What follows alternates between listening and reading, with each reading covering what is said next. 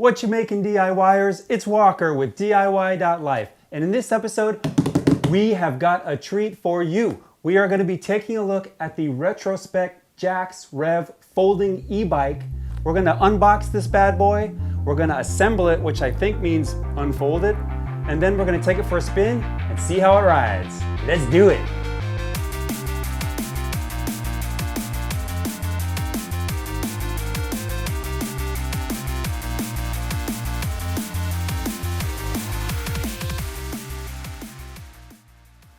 So before we jump into the unboxing, a little bit of background information.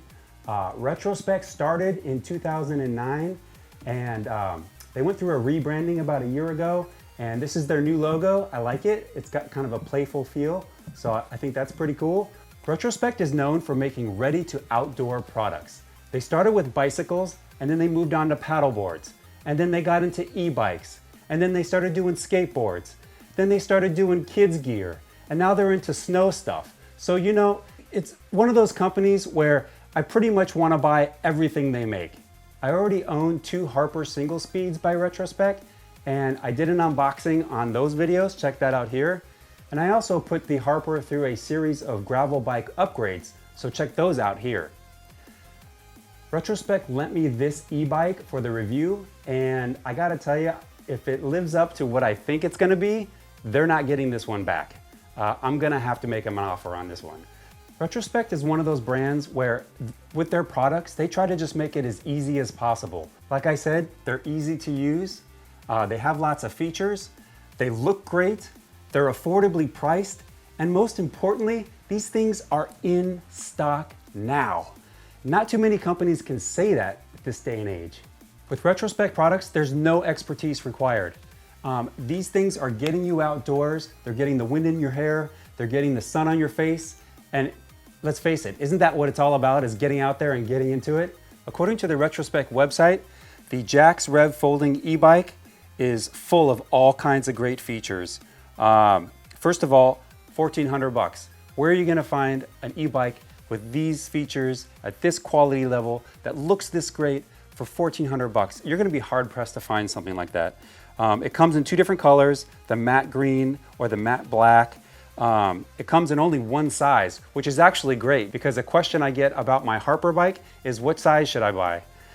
Really, the only options here are the colors or the motor and battery size. And this basically will just give you more or less range based on which battery you choose. They have financing with Affirm. I've used Affirm to buy a few things, and let me tell you, it is super easy to use. Just to go through some of the features here, it cruises up to 20 miles per hour. It's got start aid, pedal assist, and a throttle, and gives you a boost at every stage of your ride. So this thing is fun, functional, all in one. I mean, that's pretty much what the website says. I'm just reading it. All right, let's get this box open and see what's inside. The thing shipped pretty quick. It only took a couple of days to get to me. Now, they're in California and I'm in Southern California, so it was expected that it, only took a couple of days. So if you live somewhere else in the US, maybe expect a couple more days. But shipping was very quick, and it looks to be in pretty good shape. It's a pretty small box. I was actually, when you buy a bike, you usually get this massive bike box. So it's kind of nice to see a much smaller box here. But it's heavy. This thing, is almost 80 pounds. So if you're gonna be lifting it, you might want some help. I was struggling with it a little bit.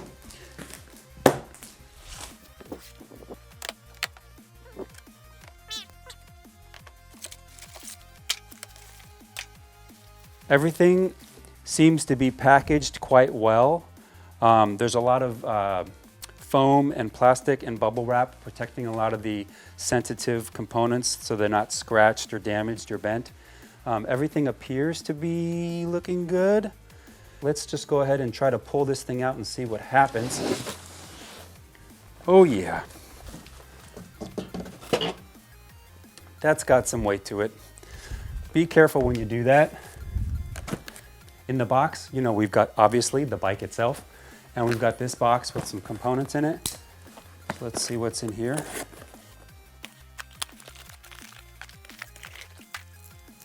We've got some pedals here. Looks like we've got a owner's manual.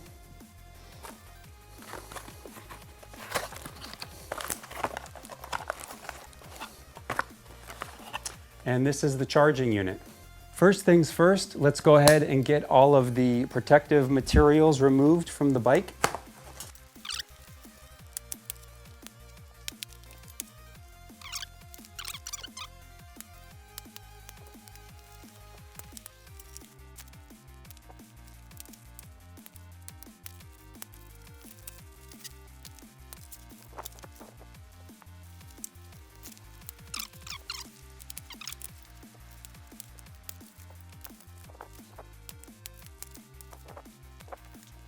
It comes with a user and owner's manual. The owner's manual has a lot of information, detailed information about how to adjust the bike, how to fix things.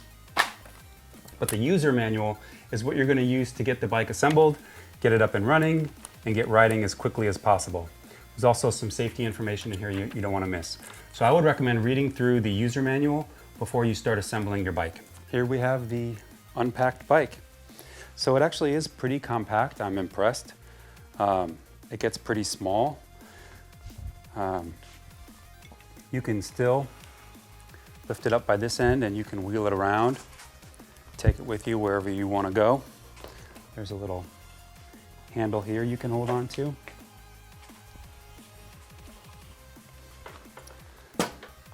First thing let's do is let's get it unfolded. I would lift it by something other than the seat and swivel it along the hinge here. And here's the latching mechanism. This thing here goes up and down like that. And once you lift it up, you can then engage it. It's got these washers on here. You want to make sure the washer's up against the latch like that.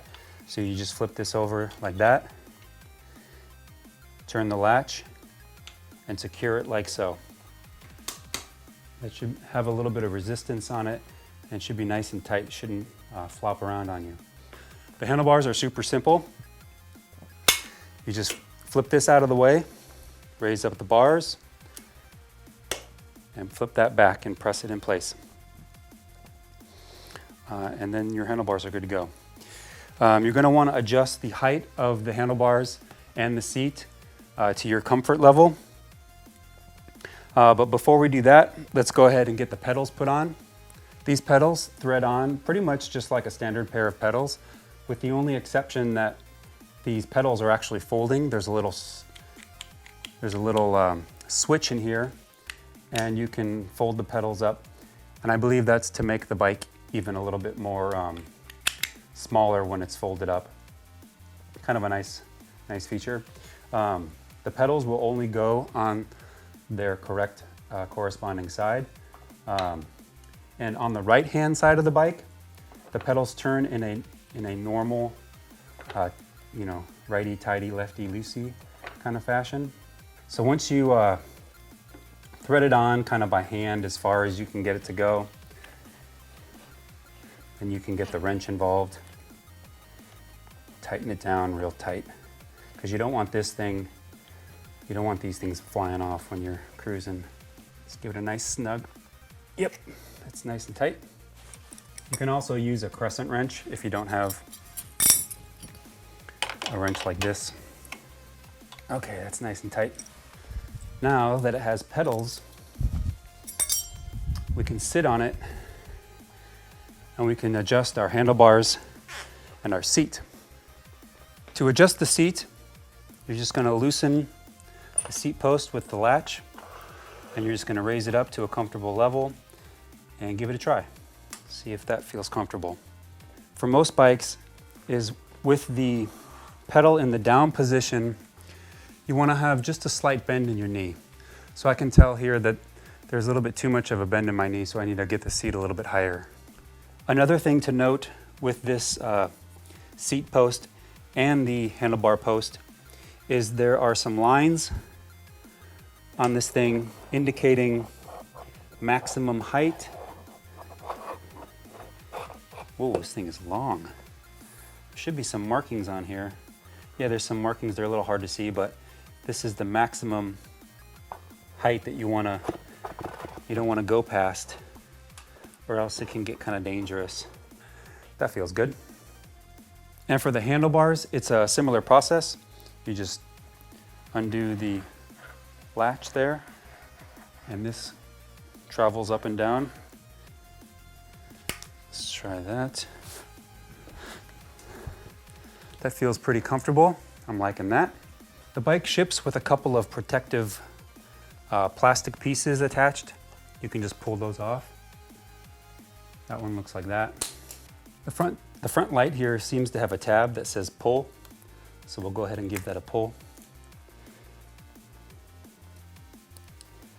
And there we go, I can see that it now functions. Here's the tag on the back. Give that a pull. There we go. And there's a little switch on the bottom to control your backlight. I like to ride with my lights on all the time, day or night. It's just safer. It's one more thing for the cars to see. And so I recommend that you guys run those all the time. And I'm not seeing any batteries on the lights, which is telling me that they're hardwired into the battery system, which is nice. You never have to remember to replace the batteries on your head or tail lights, which is great. The assembly is pretty much complete now. We can turn it on and see if the thing's got any juice. On the top of the battery here, they've placed the keys for the bike. And the more I think about it, the more I like the fact that the bike has keys. The keys do a couple of things. Keys help secure the battery to the bike, which make the battery safe from being stolen. It also inhibits stealing the bike itself, because if you steal a bike without the keys or the charger, that bike is, harder to turn around and sell to somebody. I don't have the keys, I don't have the charger, you want to buy an e-bike. Most people are gonna be like, no thanks. But to remove the battery from the bike, you go into the unlock position, and then the battery just lifts up. All of this we're gonna be going into much greater detail in my future videos. We'll tell you how to charge the battery, how to run through the menu system on the bike, and all of that in the next video. But for now, let's go ahead and turn it to the on position. It's the on position, you're gonna wanna check the battery level there. Once you got your bike in the on position, you're gonna wanna go ahead and turn on the system by pressing and holding the power button on the readout here. And then it turns on. It defaults to kilometers per hour, so you can change it to miles per hour, which I would recommend doing right away unless, you're European or anywhere else in the world. But we can give it a shot. So we'll lift up the back of the bike and we'll use the throttle.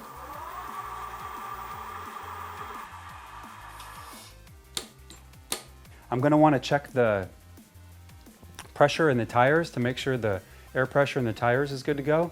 And once I do that and I feel that it's safe, I can probably give it its first maiden voyage. If you're still not comfortable with how you've put it together, or you think something's not quite right, or it doesn't turn on, or it doesn't seem to be working for you, you can always take it to your local bike shop, and they'll probably give you a hand and give you some peace of mind, letting you know that it's safe to ride and it's good to go. So you can always take it to a bike shop if you have any questions.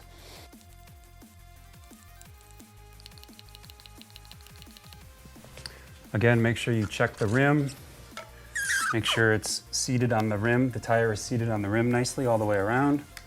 And then you can proceed to full inflation. For now, we can give it our maiden voyage. We just gotta make sure it's a nice, sunny, clear day outside, so it's safe for riding. I definitely recommend doing it in a space that has lots of area for you to get used to riding the bike. The first couple times that you start pedaling the bike with the system on, it's gonna start to assist you and take over, and it's a little startling. So you got to be ready for that, and you want to make sure you have plenty of space where you're riding to accommodate for anything that's kind of surprising. So make sure we wear our helmet, obviously, and let's ride.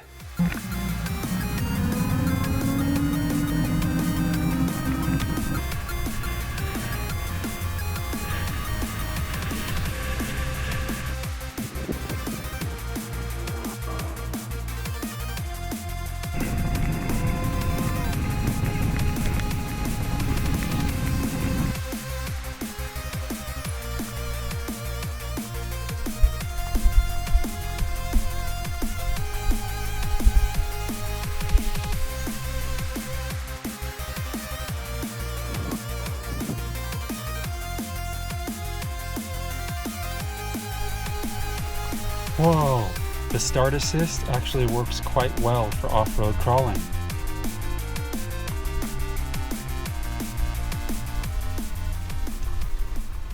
Whew, okay, I just got back from cruising this thing around the area here.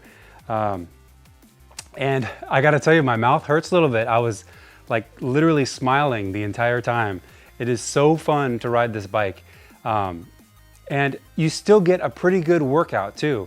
I only had it up to assist level 3, which is kind of in the middle. I think it goes up to 5. And that seemed like plenty of assist to me. Now I'm gonna probably ride this bike to work next week one day, and I might take it up to assist level 5 to see how fast it can go. But for a first test run, I was extremely impressed. It gives you just that little bit of extra oomph to get up those hills. Makes hills easier to climb for sure. And when it takes off, it's really fun feeling. I will say that it was a little surprising at first, the first time it took off on me, and using the start assist, it kind of lurches on you. But once you get used to that, you should be fine. And when you're coming to a stop and you know, you want to make sure you have your assist mode at 0, because when you're coming to a stop and you're slowing down, and let's say you're navigating maybe a tight area, maybe around some other bikes or pedestrians, even if you're pedaling just the slightest amount, the bike will think that you want to go and it'll take off on you. So I definitely recommend, if you get into a situation where you want to slow down and you want to be careful, make sure you're in 0 assist mode. That way, when you pedal, the electrical system won't kick in and won't try to go anywhere. But really fun first ride. I can't wait to take it out and ride it around town. I already know I'm going to try and take this thing to the beach, the boardwalk. Going to take some big hills near my house. I'll even take it to the canyons near my house. Do some off-roading. It's going to be super fun. I'm super excited. If you can't tell. Yeah, just can't say enough good things about it so far. I'm going to dig in a little deeper into the owner's manual, learn some more things about the bike. Like I said, I'll come out with a video after this one, but for a first ride, I'm very impressed. Again, super impressed, excited. That about does it for this unboxing video of the Retrospec Jax Rev Unfolding E-bike. If you have any questions or comments, always leave them below. If you like this video, please hit that like button, subscribe to my channel, and unless you have anything else you want to add, we will see you next time. Thanks, guys.